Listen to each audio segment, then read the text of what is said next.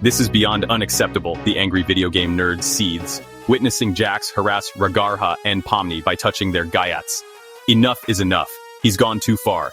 He emphasizes each word, his fists clenching tighter. Jax needs to be stopped before he causes more harm. He quickly decides, I'm reaching out to the gaming community to raise awareness about this issue and put an end to such behavior. Absolutely not. The moment I see Jax spanking Serra's gyat, I lose it. That's it, I'm done, I declare, my voice echoing with anger. This has escalated from inappropriate to downright assault. I pull out my phone and start recording, determined to gather evidence. Jax, your actions are unacceptable and will not be tolerated in the gaming community. I state firmly, ready to share this footage and expose his disturbing behavior. Seeing Serra snap-kick Jax after he spanked her gayat, the angry video game nerd nods approvingly. Finally, someone stands up to him. He applauds. That's how you deal with disrespectful behavior. He continues recording, hoping that more people will follow Serra's lead in stopping Jax's harassment. Keep it up, Serra. Show him that actions have consequences, he encourages. Upon witnessing Jax pulling out a gun, the angry video game nerd exclaims, "Whoa, hold up! A gun! This is getting out of hand!" His eyes widen in shock. This isn't a game, it's real-life consequences now. He quickly stops recording and backs away, hands raised. Jax, put the gun down and let's talk like civilized people. Violence is not the answer. Observing Serra's unimpressed look at the gun-wielding Jax, the angry video game nerd remarks, "Wow, she's not backing down, even in the face of a weapon." He admires her courage, but remains concerned. This isn't a situation for heroics. It's a danger to everyone involved. He starts dialing on his phone, deciding to call the authorities. It's time to let professionals handle this mess before someone gets hurt. The moment I see Serra fearlessly disarming Jax by putting her finger in his gun and destroying it, I'm left astounded. "Incredible!" I shout. "That took some serious guts." But despite my awe, I can't shake off the gravity of the situation. Still, we can't ignore that he brought a gun into play. I remind everyone, my tone turning serious. We need to address this reckless and dangerous behavior immediately. When Jax brandishes a machine gun and starts firing at Serra, I'm completely taken aback. Matrix dodging bullets? I blurt out in disbelief. This is like a scene straight out of an action movie. However, I quickly regain my composure and realize the severity of the situation. Despite Serra's impressive agility, we're dealing with a serious threat here, I emphasize. Gesturing towards the armed assailant, we need to find a way to defuse this before it turns into a full-blown war zone. As soon as I see Serra execute a flawless roundhouse kick, sending the machine gun flying from Jax's hands, I can't help but exclaim, "Boom! Talk about a well-timed kick!" Her meta-human abilities are truly something else.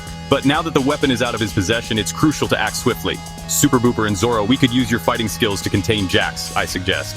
Knowing their combat expertise would be invaluable. Desmond, your divine intervention might also be needed to calm him down. Understood, Serra. I'll guide everyone to safety while you handle Jax, I affirm, my priority shifting to the well-being of the group. All right, team, let's move out, I command, waving them towards a secure location.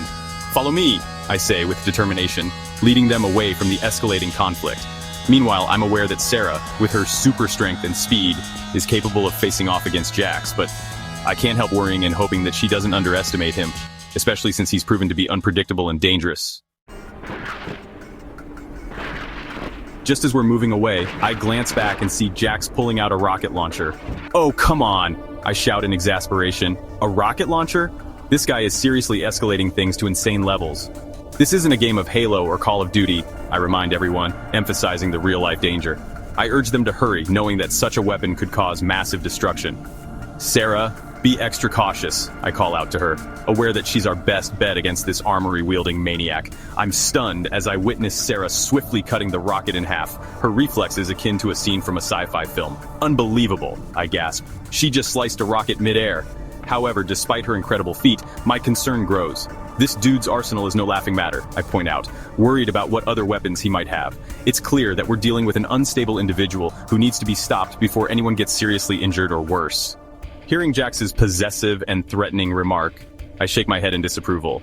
"That's some twisted logic right there," I comment, using a popular internet phrase, "Obsession is not love. It's a recipe for disaster." It's alarming how he's letting his infatuation with Serra's Gaiet cloud his judgment and drive him to extreme measures. This isn't a case of unrequited love, it's obsession turning into potential harm.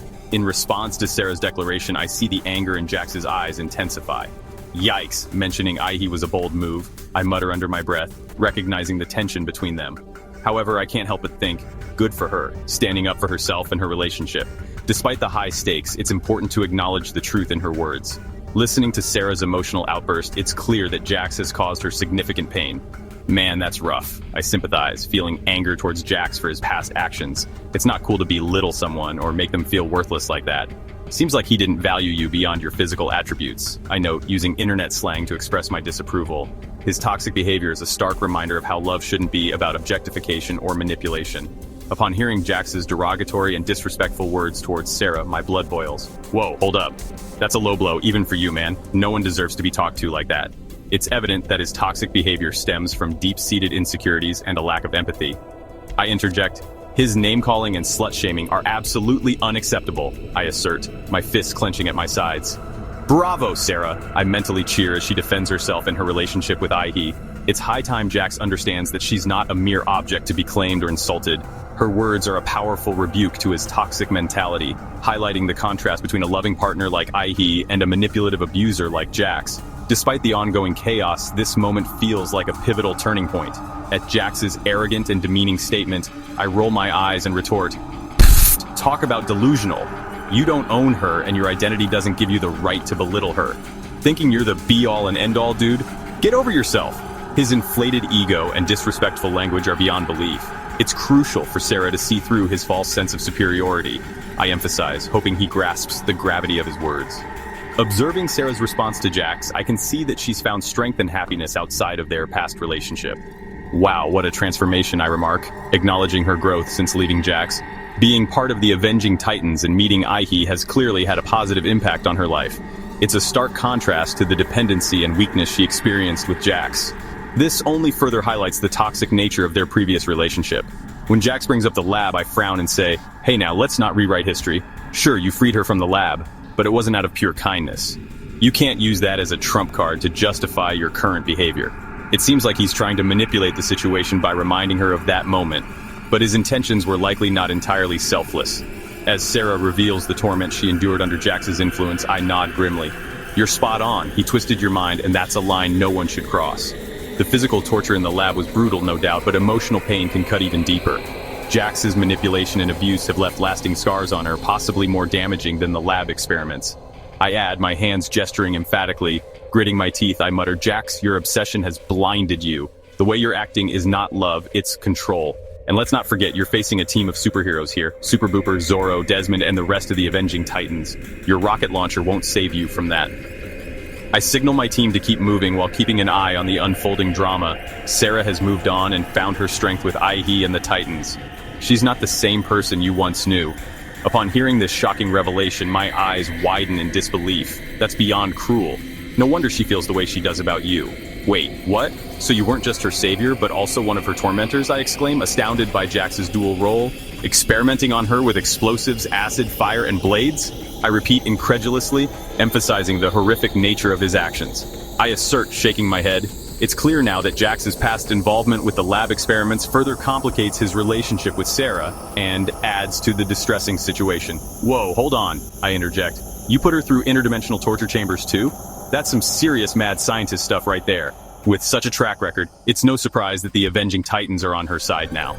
The mention of portal rooms, warp, hell, back rooms, and even the void sends chills down my spine, I say, making a reference to a well-known trope. It's becoming clear that Jax's actions have been far from heroic or loving. Upon learning about the clone battles, I furrow my brow and say, dang, that's messed up. Let's stay focused. Forcing you to fight clones of yourself? No wonder you're questioning your identity.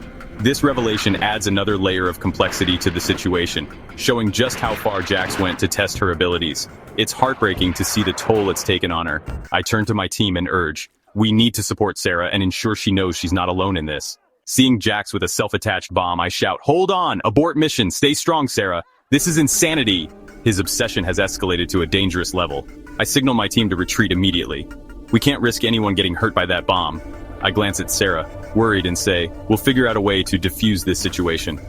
Meanwhile, I hope Super Booper or Desmond might have some divine intervention for us.